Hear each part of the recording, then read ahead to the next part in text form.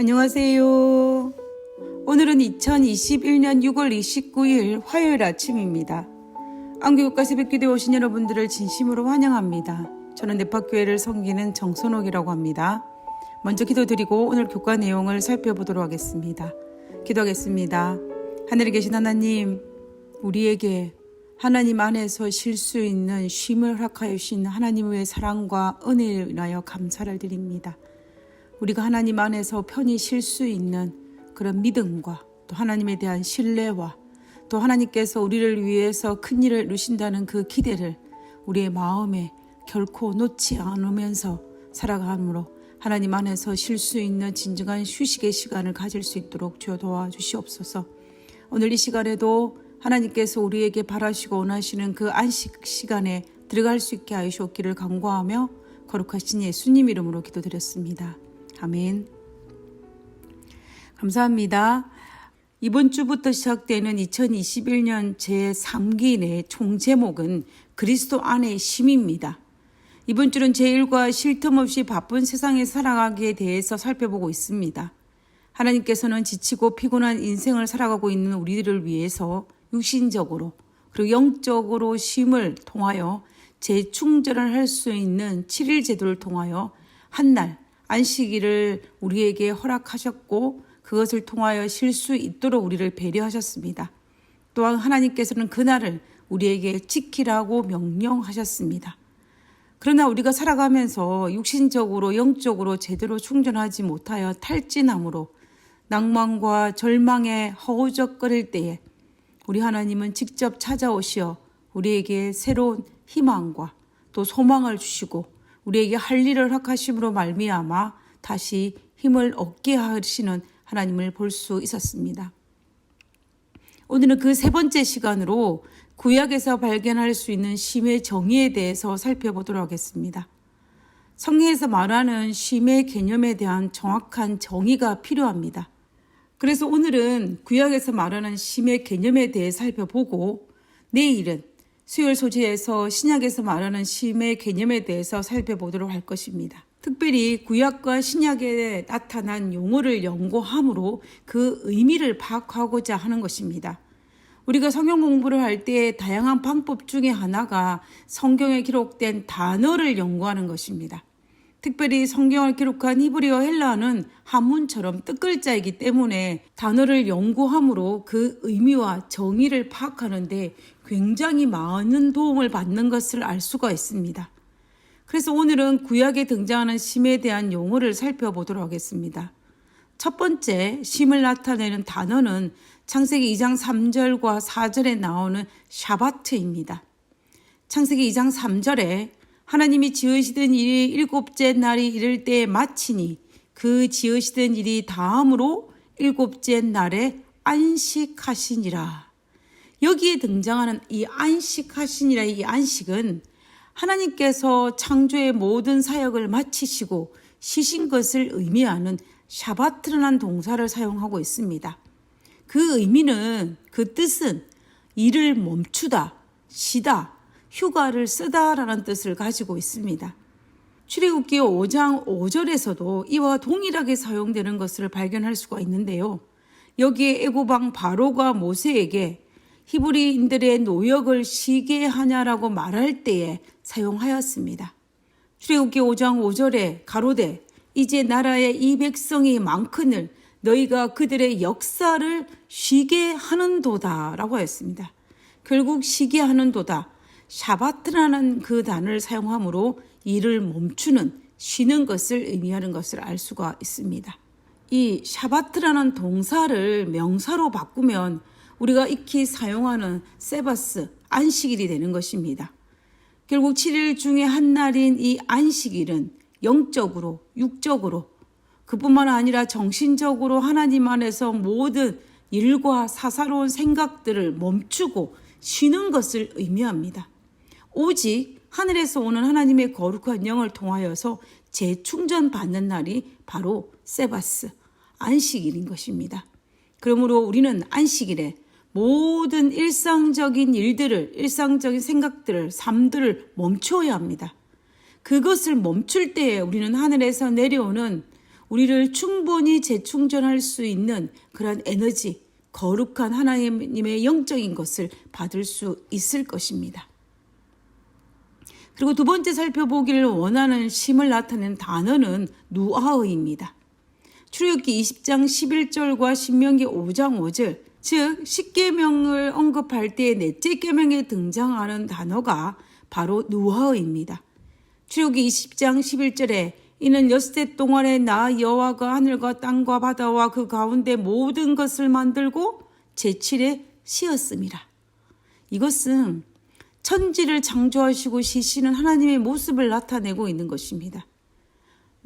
모든 일을 마치고 대적과의 싸움에서 이기고 승리한 이후에 얻는 휴식과 쉼을 의미합니다.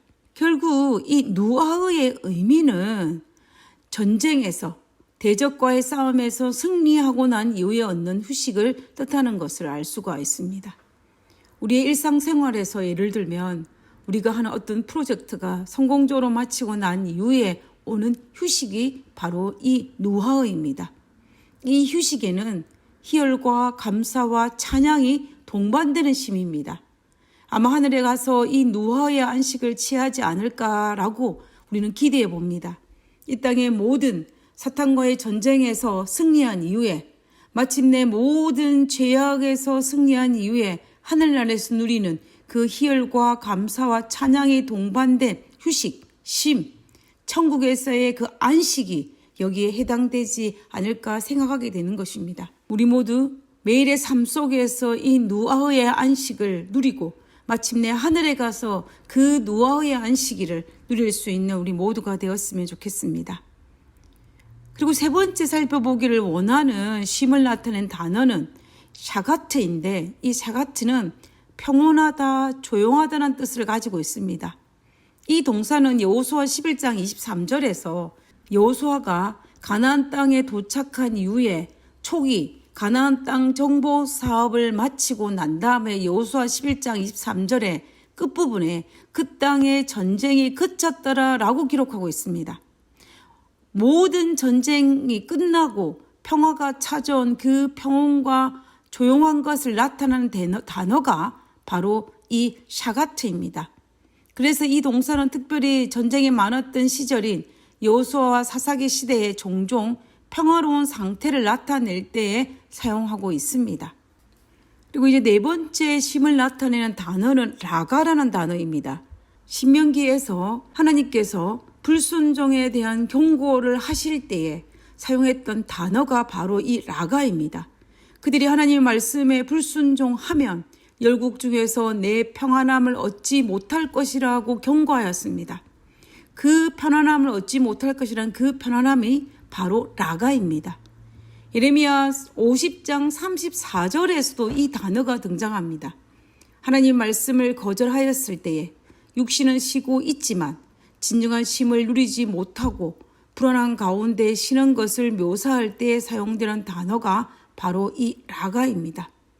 이 라가라는 평안함이 주어지지 않는 그러한 쉼을 나타내는 이 단어가 우리의 삶 속에 들어오면 우리는 뼈가 마르게 되는 것이고 불안하고 초조하고 진정한 쉼을 얻지 못하는 것을 우리가 볼 수가 있습니다.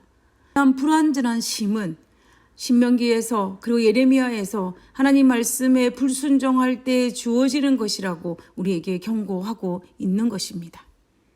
그리고 다섯 번째 쉼을 나타내는 단어는 눕다, 자다라는 뜻을 가진 샤가프입니다. 신명기 31장 16절에서는 모세의 죽음에 대해 말씀하실 때 이 단어를 사용하였습니다. 또 여호와께서 모세에게 이르시되 너는 내 조상과 함께 누우려니와, 여기에 등장하는 누우려니 단어가 바로 샤가브입니다.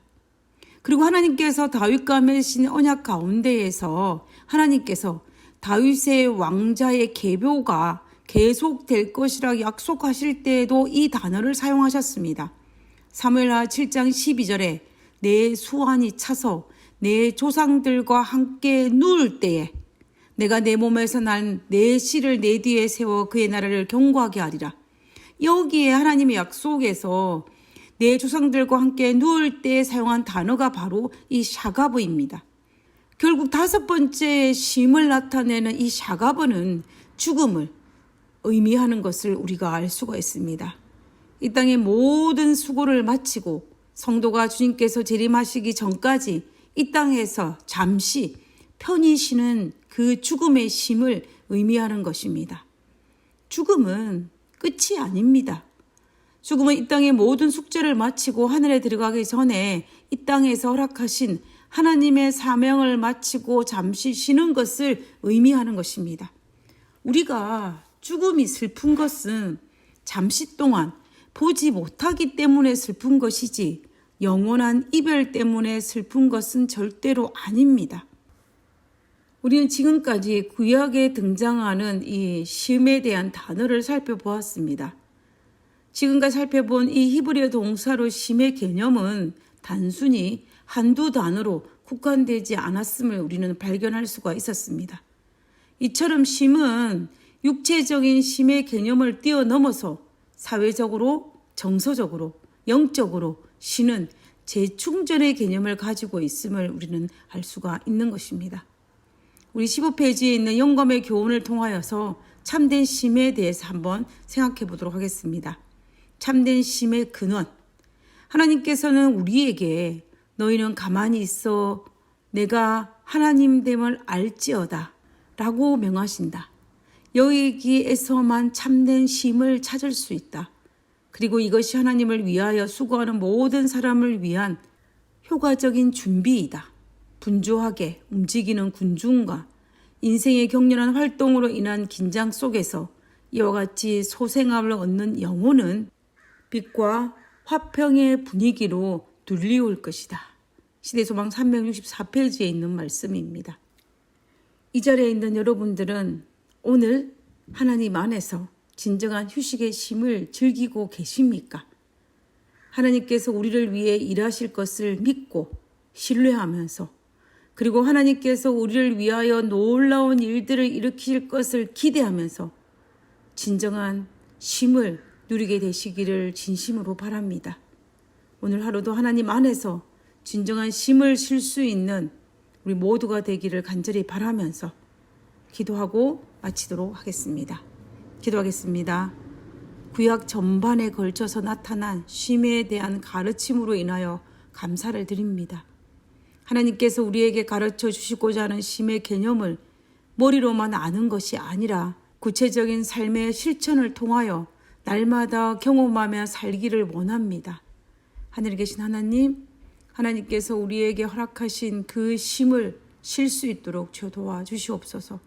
하나님께서 우리를 위해 베풀어 주신 우리에게 진정한 휴식을, 진정한 쉼을, 안식을 허락하시기 위해서 우리를 위해서 일하시는 하나님으로 인하여 감사를 드립니다. 오늘 하루도 우리를 위해서 일하시는 하나님을 믿고 가만히 있어 하나님께서 하시는 그 역사를 바라보며 감사와 찬양과 진정한 쉼을 누릴 수 있는 그리스도인으로 살 수 있도록 도와주시옵소서. 오늘 하루도 우리와 함께 하심을 감사드리오며 거룩하신 예수님 이름으로 기도드렸습니다. 아멘.